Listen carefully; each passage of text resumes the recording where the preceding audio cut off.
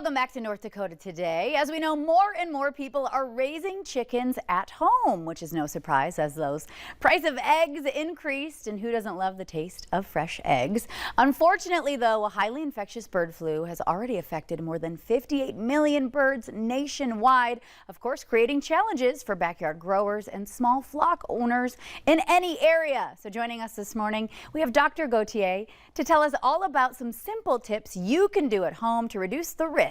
Good morning.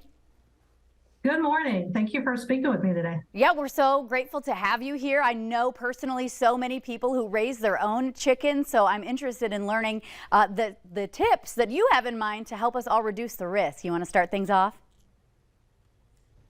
Sure. Well, bird flu outbreak that's been going on since February of 2022. It's still ongoing in the United States. Worst outbreak ever that we've seen. This is caused by a highly pathogenic avian influenza virus. This virus is carried by wild migratory birds, often wild ducks, and they can carry the virus without showing signs of the disease. However, the virus is lethal to domestic poultry, and it could kill most of a flock in just a few days. The really tough part about this virus is that there isn't any treatment. There's no cure once a chicken becomes infected with this virus. So what we've got to focus on is preventing infection in the first place. And I'd like to give you a few tips on how backyard flocks could protect their flocks. Yeah, please. We're very interested in learning this information this morning. Prevention always, we hear, is key. So yeah, go ahead. Yeah, so the first thing, the most important, is to keep backyard poultry away from outdoor ponds or other open water sources where wild ducks and other wild birds can gather.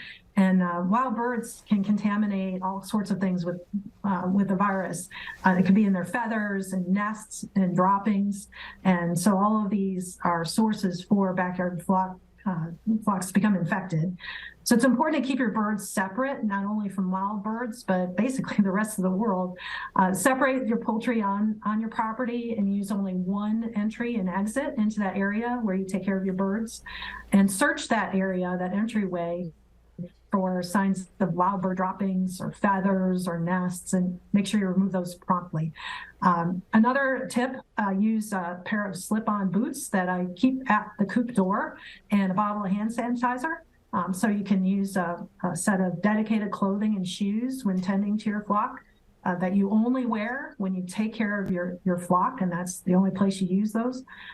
As well as making sure that you clean and disinfect any equipment or supplies before you use them for your flock.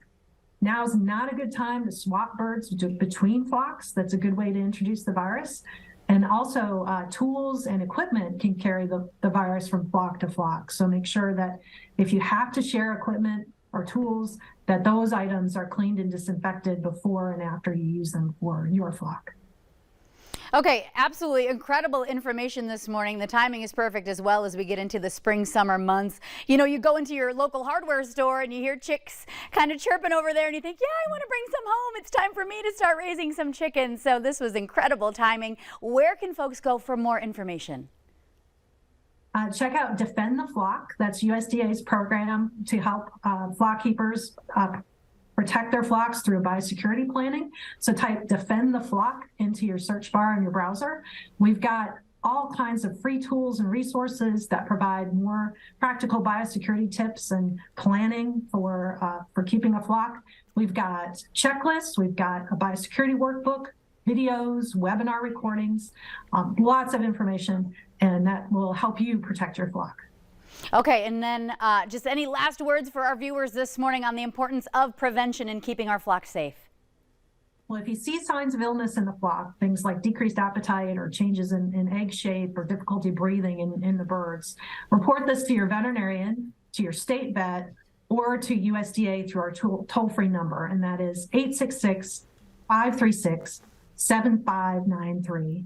That's 866-536-7593. And this will point you in the right direction to getting help. Wow, thank you so much for providing that incredible information this morning. And like I mentioned, just so timely as we head into this type of season. Thank you again. Thank you so much. I appreciate it. All right, folks, stick around. We have plenty more coming up right here on North Dakota Today.